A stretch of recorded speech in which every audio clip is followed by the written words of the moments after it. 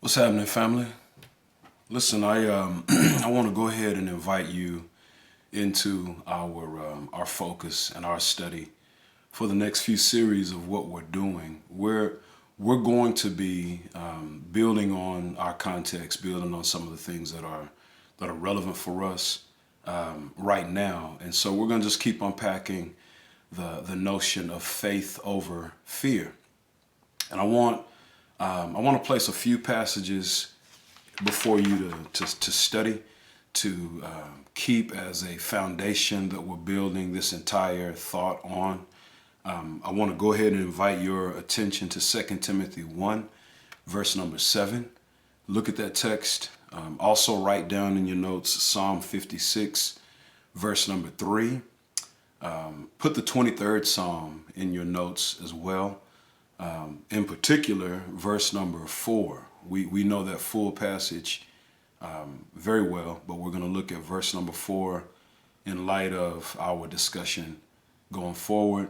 And then finally, we're going to camp out on and build our rationale of faith in opposition to, or in an answer to, fear out of Isaiah 41 and verse number 10. Isaiah 41 and verse number 10. So those four passages will be our basis for this notion or this study of faith over fear.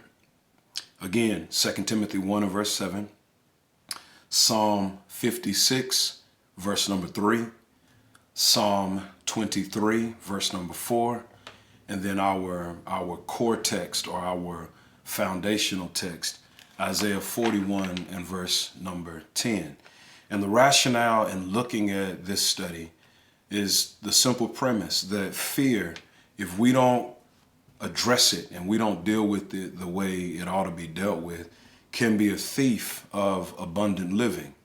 We know that our Lord intended for every disciple, every believer, one who would dare call himself a Jesus follower, to be people who live in abundance, abundant living. In fact, that's what the Bible teaches. In John chapter 10 and verse number 10, Jesus would lay out a foundation and says that the thief comes but to steal, kill, and destroy.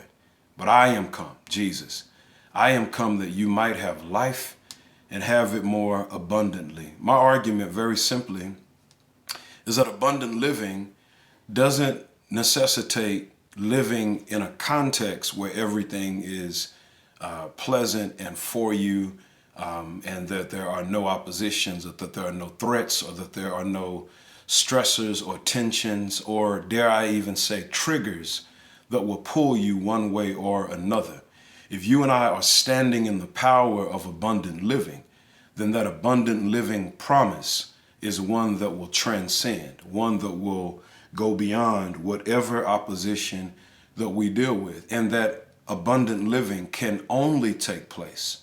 It will only be promised and afforded by us following after, living and applying the principles of what it means to live like Jesus in the context or in the midst of challenging situations. Jesus would say also in John chapter 14, I am the way, the truth, and the life. And so since he is the life, he is the key to what he offers in John 10 and verse 10, abundant living. But it seems also that that promise of him offering life, him being the source of abundant living, also is tied to, it's connected to, it is a requisite that we are attached to him, like one is attached to, or like a vine is attached to the main source. So as long as we abide in him and his word abides in us, we can ask whatever we will and it will be done to us. John 15 and verse number 7. And so as we study this and unpack the concept of faith over fear, we want to do so knowing that God offers. He gives the resources for every believer to have a faith-filled life, a faithful life in which we can enjoy abundance regardless of the context and regardless of the things that are going on around us. And when you and I can practice that, when we can be a people that are connected to Jesus, connected to the Father through Jesus, then we have everything we need. And with that, comes a certain level of confidence out of your relationship with Jesus. So built on the promise of abundant living, there is a sense of confidence that comes out of that relationship with Jesus. Additionally, there is a level of courage that comes out of one's relationship with Jesus. And then finally, there is an expectation of commitment that comes out of one's relationship with Jesus. These three things then are offered for every believer, offered to every believer based on their relationship with Jesus and the promises that are given by or from the Father. We have confidence, we have courage, and we have an expectation of commitment in pursuing and grabbing a hold of abundant living, and that is all through Jesus. Now, if these three things are what's offered in regard to living a faithful life, living a life of abundance, then the question becomes, how can these three things be challenged? And those three things are challenged by the antithesis, or in this case, the enemy of fear. Fear, as I'm using it here, and as we'll use it through the study, is in the negative sense. It's not in the positive sense. I don't mean one's proper respect for God or one's reverence for who God is, one's awe and respect. That's not how I'm using the concept of fear. The way I'm using fear in this study will be in the negative sense, the emotive sense, the sense that pulls out of you an unrealistic and irrational mentality that then drives you into doing things that are negative. And for this first study, I want to talk about 10 things that negative fear can do to the believer. 10 things that challenges your ability and my ability to have confidence, to have courage and commitment. What are these 10 things that are stealing away, that are thieves of abundant living?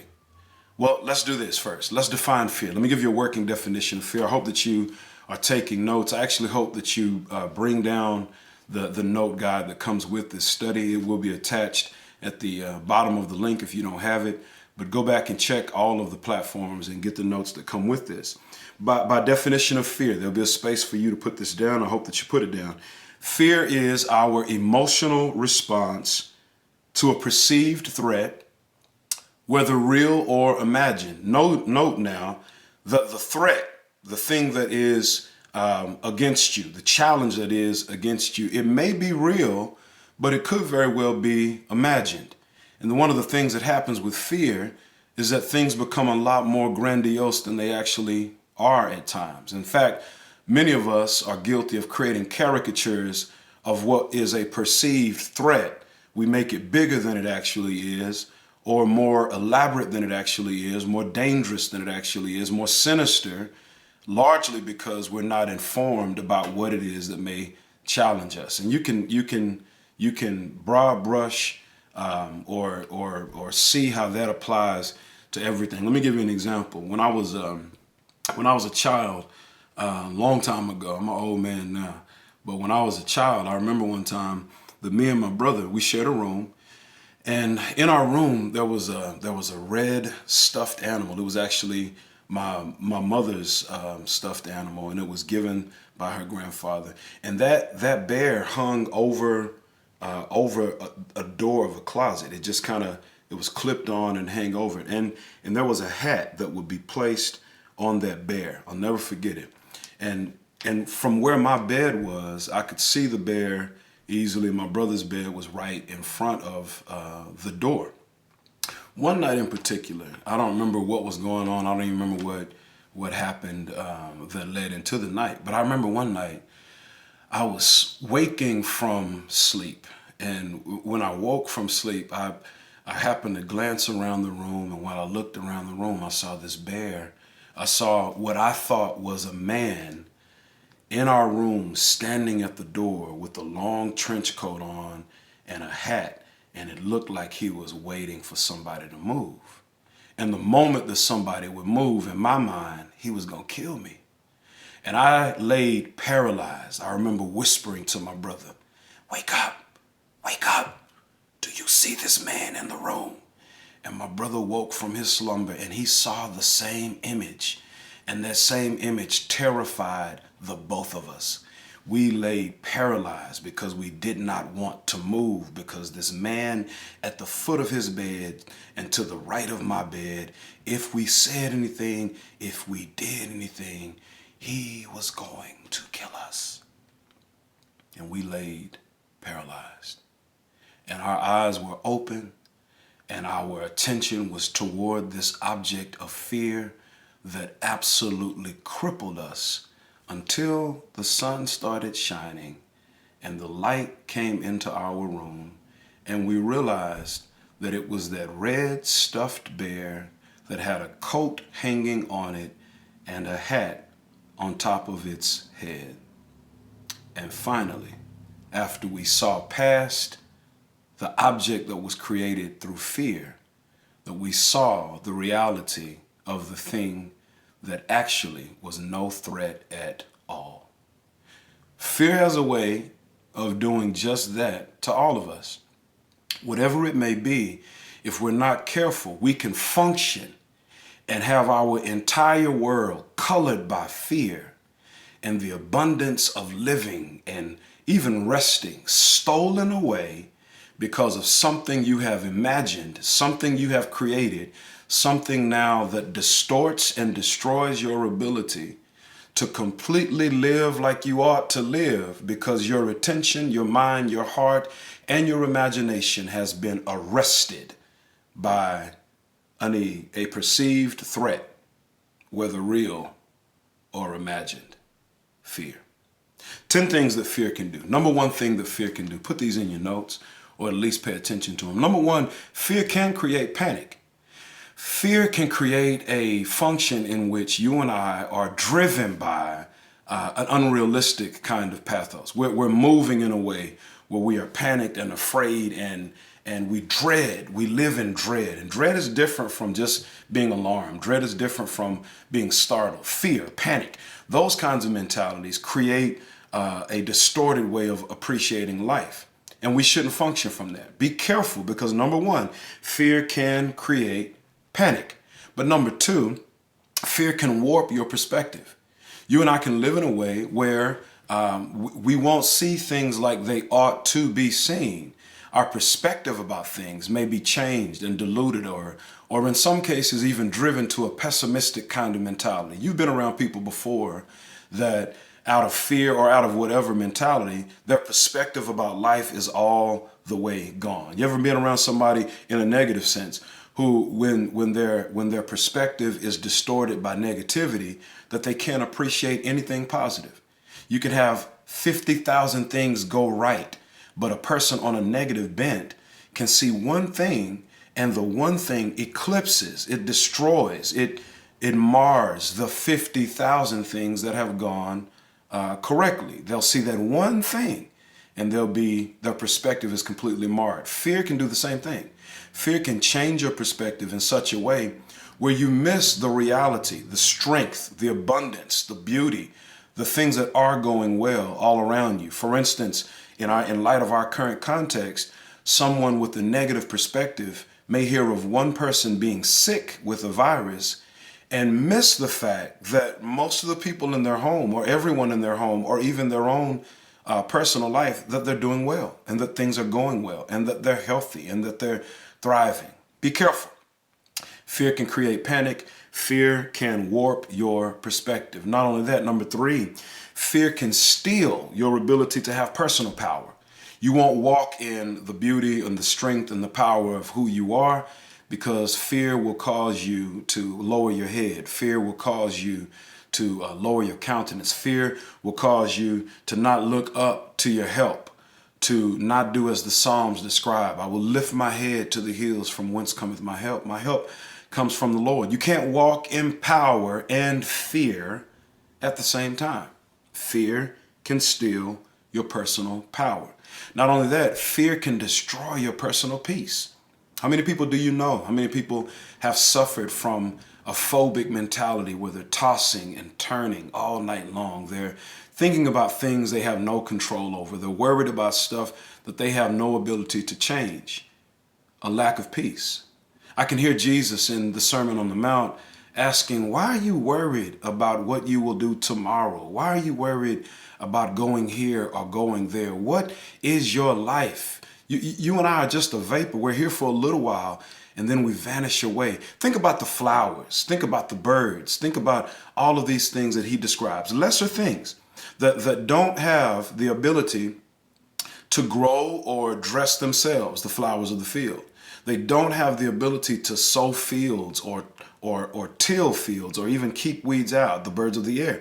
And yet the birds have plenty to be provided for. The flowers are glorious in their own makeup. And Jesus would say in that same text, go back and read it, that you're much more valuable than flowers or birds. So be at peace. Don't function from fear. Fear can destroy your personal peace. Not only that, but number 5, fear can ruin your ability to give God praise. Think about it. Think about these 5 things. Fear creates panic. It can destroy your perspective. It'll ruin your personal power. Number 5, it can mess up your personal peace. But then number 5, it can ruin your praise. God expects for us to be a people who are giving him praise, giving him laud. We ought to wake up every day and hear the psalmist say, this is the day that the Lord has made. I will rejoice and be glad in it, no matter what it may contain. The calling of the disciple then is to not function from fear of what you don't know, fear of what you can't understand, fear of what you can't see. No, instead of that, you and I ought to praise the God who gave the day, praise the God who's in control, praise the God who's still undergirding everything that's going on in our life. Take some time right now, in fact, press pause and write down at least 5 reasons why you ought to give God praise. And let me give you a clue. If you're watching this recording, if you can press pause, that's one of your reasons right there. God still loves you. He's given you the capacity and the ability to have life in such a way where you can be reminded that he's worthy of praise.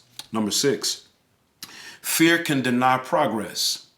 When you're frozen by fear, when you have become so enraptured in the unknown and the irrational and the things that are threatening your perspective, there's a tendency of fear of stopping your progress, all the things that you should be getting done, all the things you wanted to get done. Think about how pessimistic some people have been, even in light of our situation. I can't go anywhere. I'm here. We've got curfew. All the negative things that are going on, instead of flipping the notion and realizing, now I've been given time to read a book. I've been given time to catch up on some things I haven't been doing. I've been given time to lay out those plans for my personal ambition. This is a time you got to use every single moment to progress, to make some progress, rather than being frozen by fear and do nothing. Fear can steal your ability to be in progress. Number 7, fear can create, right in juxtaposition to that, fear can create a deep sense. It can foster procrastination. That whole notion of I'll get around to it, or I'll get it done in just a little bit. Have you ever noticed how you've never gotten around to the it you're going to get around to? Procrastination. Fear can foster, it'll birth, it will bear children of I was going to, or if you're in the country, I'm fenced to.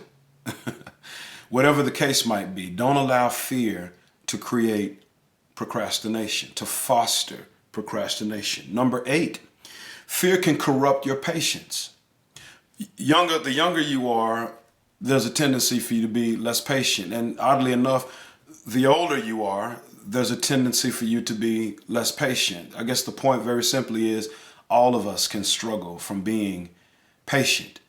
Fear makes your ability to be patient that much more amplified because you want things done now. You've been told to wait. You want it fixed now. There's a global pandemic. You want it solved now. Think about how irrational that is. Fear can create this mentality to where the ability to thrive and the ability to see God's hand and the ability to flourish in moments like this are eclipsed now. Why? Because fear sets in. And fear can corrupt your ability to be patient. But let me share something else with that right underneath it. Fear can, number 9, incite passions for a less quality answer. The thing about being impatient is that it drives your ability for resolve. It drives your ability for an answer. And if you're not waiting on God to be the one to give you that answer, if you're not waiting on God to be the one to provide that door, that avenue, that creative ingenuity, that spark, that thought, that resolve on what you ought to do, you'll go somewhere else to feed that need. The problem is that the hunger for an answer being fed by a less quality source leaves you worse off than just being patient enough to watch God give you solution. Fear can create appetite for a less quality answer instead of being patient enough and being resolved enough to let the God who is still in complete control supply what you need. Fear again, let's go over this from the top. Number 1, it can create panic. Number 2, it can warp your perspective. Number 3, it can steal your personal power. Number 4, it can destroy your personal peace. Number 5, it can ruin your praise. Number 6, it can deny progress. Number 7, it can foster procrastination. Number 8, it can corrupt your patience. Number 9, it can incite passions for less qualitatively effective answers. And then number 10, it can deny penance for the wrongs that you've done. One of the things you'll note, even in our news, is that when you mess up, there's a tendency out of fear to not even admit that you messed up. There will be many of us that instead of choosing time to pray, we'll choose something else that's less quality. Instead of trusting God, we'll become irrational. Instead of being content, we'll hoard. Instead of being pleasant, we'll be mean. Instead of being at peace, we'll be angry. And all of those things are against the character of God. You know what else fear will do? Fear will create in you the inability to acknowledge, I've done wrong. I messed up. I shouldn't have said that, shouldn't have done that. I should have waited. I shouldn't have been untrusting. I should have honored God. I should be giving him praise. I shouldn't be negative. I shouldn't talk to you like that. Some of us are in places right now where we're quote stuck in the house. Well, instead of accepting the challenge of deepening your relationships with those you're in the house with, there's a tendency, if you're not careful, we'll be negative and bitter and start speaking to each other out of character. And the enemy has crept in your house and created the wrong spirit in your family instead of being a time of prayer and praise and patiently waiting on God. But in those moments, while we're reminded even right now, if you've messed up, if you haven't been acting like you need to act, talking like you need to talk, being patient with your loved ones as you ought to, or even friendly on the phone with people that you love, and even them bill collectors that call and work your nerves because they do not care that everybody's on lockdown, they still want their money, you are still called, I am still called, we are still called to do the right thing. Remember, the disciple never has the right to do the wrong thing. So don't let fear cause you to not be penitent. Repent if you need to. Fear can grip us.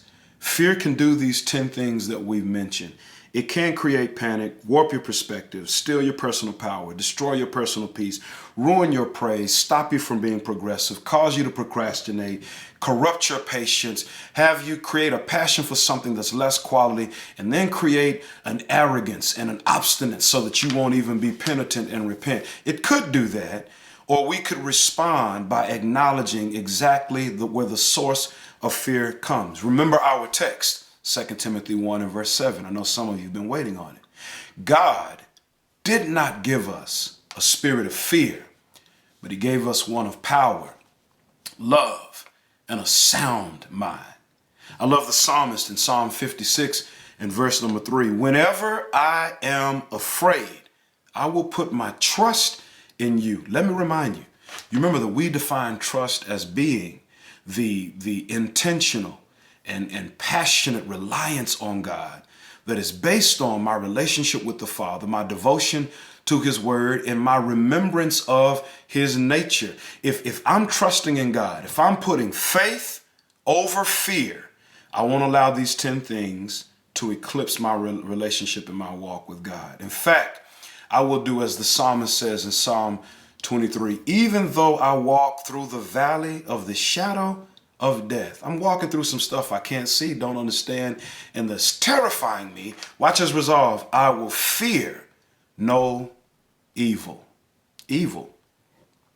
Evil very simply could be defined as the antithesis or the movement away from that which is good.